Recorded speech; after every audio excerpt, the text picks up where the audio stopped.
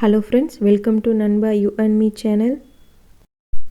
இன்றைக்கி நம்ம சூப்பரான சுவையான கோலா உருண்டை எப்படி பண்ணுறதுன்னு தான் பார்க்க போகிறோம்.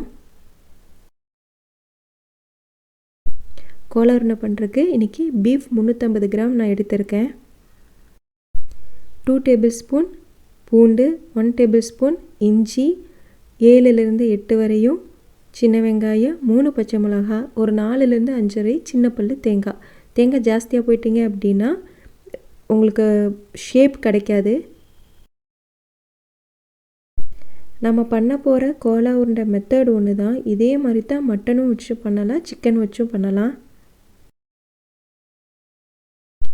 இன்றைக்கி நம்ம பாயில் பண்ணாமல் தான் கோலா உருண்டை பண்ண போகிறோம். பாயில் பண்ணுற மாதிரி இருந்துச்சு அப்படின்னா அதுலேயே கடலப்பருப்பையும் ஆட் பண்ணிக்கலாம். கடலப்பருப்பு 1/4 கப் சேர்த்திக்கலாம். நம்ம இன்றைக்கி கடலப்பருப்பு சேர்த்தாம தான் நம்ம பண்ண போகிறோம். ஒரு மிக்ஸி ஜாரில் நம்ம எடுத்து வச்சுருக்கிற பீஃப் எல்லாத்தையும் சேர்த்திக்கலாம். இது போன்லெஸ், எலும்பு இல்லாமல் பார்த்துக்கோங்க. நம்ம இன்றைக்கி பாயில் பண்ணாமல் பண்ணுறனால அரைக்கும்போது கொஞ்சம் லேட் ஆகும். பாயில் பண்ணி நம்ம பண்ணணும் அப்படின்னா சீக்கிரம் அரைப்பட்டுரும். எல்லாத்தையும் ஆட் பண்ணினதுக்கப்புறமா நம்ம எடுத்து வச்சுருக்கிற இஞ்சி பூண்டு பேஸ்ட்டு சேர்த்திக்கலாம். இஞ்சி பூண்டு பேஸ்ட்டு சேர்த்துனதுக்கப்புறமா பச்சை மிளகாய் ஆட் பண்ணிக்கலாம். பச்சை மிளகாய் காரத்துக்கு தகுந்த மாதிரி சேர்த்திக்கங்க. தேவைப்பட்டால் மிளகாத்தூளும் சேர்த்திக்கலாம். அதுக்கப்புறமா தேங்காய் சேர்த்திக்கலாம். தேங்காய் சேர்த்துனதுக்கப்புறமா மிளகாத்தூள் சேர்த்திக்கலாம். ஒரு 1/2 டேபிள் ஸ்பூன், நம்ம ஏற்கனவே பச்சை மிளகாய் சேர்த்திருக்கிறதுனால 1/2 டேபிள் ஸ்பூன் மிளகாத்தூள் சேர்த்திக்கலாம். அதுக்கப்புறமா 1 டேபிள் ஸ்பூன் பட்டை ஏலக்காய் தூள் சேர்த்திக்கலாம். அதுக்கப்புறமா 1 டேபிள் ஸ்பூன் அளவு கரம் மசாலா சேர்த்திக்கலாம். கரம் மசாலா சேர்த்துனதுக்கப்புறமா தேவையான அளவு உப்பு ஆட் பண்ணிக்கலாம். உப்பு உங்கள் டேஸ்ட்டுக்கு தகுந்த மாதிரி சேர்த்திக்கங்க. எல்லாம் ஆட் பண்ணதுக்கப்புறமா இதை நல்லா அரைச்சி எடுத்துக்கலாம். இந்த மாதிரி நல்லா அரைச்சி எடுத்ததுக்கப்புறமா மிச்சம் இருக்கிற வெங்காயம் எல்லாத்தையும் சேர்த்திக்கலாம். சில சமயம் வெங்காயம் நல்லா அரைப்படாது, நீங்கள் தட்டி கூட ஆட் பண்ணிக்கலாம். சின்ன வெங்காயம் லாஸ்ட்டாக தான் ஆட் பண்ணணும். ஃபஸ்ட்டே அரைச்சிட்டோம் அப்படின்னா தண்ணி விட்ட மாதிரி ஆயிரும். எல்லாம் ரெடியாக இருக்குது. அடுப்பில் கடாய் வச்சு சூடானதுக்கப்புறமா அதில் ஆயில் ஆட் பண்ணிக்கலாம். ஆயில் சூடானதுக்கப்புறமா நம்ம அரைச்சி வச்சுருக்கிற கோலா உருண்டை மசாலாவை எடுத்து தட்டிக்கலாம். நம்ம தட்டி போடும்போது நம்ம பாயில் பண்ணாமல் தான் நம்ம இன்றைக்கி பண்ணுறோம். அதனால் தட்டி போடும்போது நல்லா வெந்து வரும்போது அதுவாகவே பால் ஷேப்புக்கு மாறிடும்.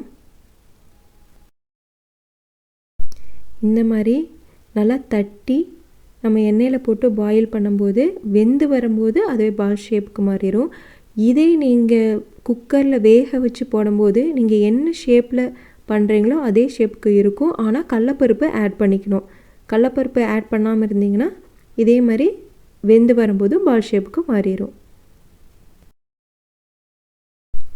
இப்போ ஒவ்வொன்றா ஆயிலில் போட்டு ஃப்ரை பண்ணிடலாம். என்னென்னு செஞ்சு காமிக்கிறேன் பாருங்கள். நல்லா அரைச்சி எடுத்த கோலா உருண்டை மசாலாவை நல்லா உருண்டை பிடிச்சி தட்டி அதுக்கப்புறமா எண்ணெயில் சேர்த்திக்கலாம். அது உங்கள் சைஸுக்கு தகுந்த மாதிரி தட்டிக்கங்க. சின்னதாக வேணும்னா சின்னதாக, பெருசாக வேணும்னா பெருசாக, அந்த மாதிரி சேர்த்திக்கங்க.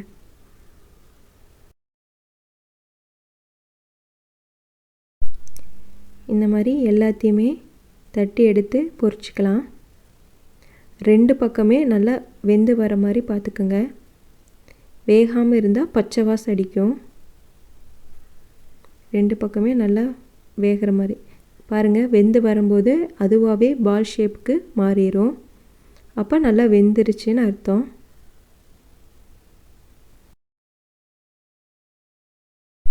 வேக வச்சு பண்ணுற மாதிரி இருந்தால் கடலப்பருப்பு ஆட் பண்ணிக்கணும். வேக வைக்காமல் நம்ம பண்ணுறதுனால கடலப்பருப்பு ஆட் பண்ண தேவை கிடையாது. அவ்வளோதான், நல்லா வெந்துருச்சு. சூப்பரான சுவையான கோலா உருண்டை ரெடி ஆயிடுச்சு. கண்டிப்பாக உங்கள் வீட்டில் ட்ரை பண்ணி பாருங்கள். சூப்பராக இருக்கும். குழந்தைகளும் விரும்பி சாப்பிடுவாங்க. மட்டன், சிக்கன், பீஃப் எல்லாத்துலேயுமே இந்த மாதிரி பண்ணலாம். கண்டிப்பாக ட்ரை பண்ணி பாருங்கள். இந்த வீடியோ உங்களுக்கு பிடிச்சிருக்கு நான் நம்புகிறேன். இந்த வீடியோ உங்களுக்கு பிடிச்சிருந்தா லைக் பண்ணுங்கள், ஷேர் பண்ணுங்கள், கமெண்ட் பண்ணுங்கள். மறக்காமல் நண்பா யூ அண்ட் மீ சேனலுக்கு சப்ஸ்கிரைப் பண்ணுங்கள்.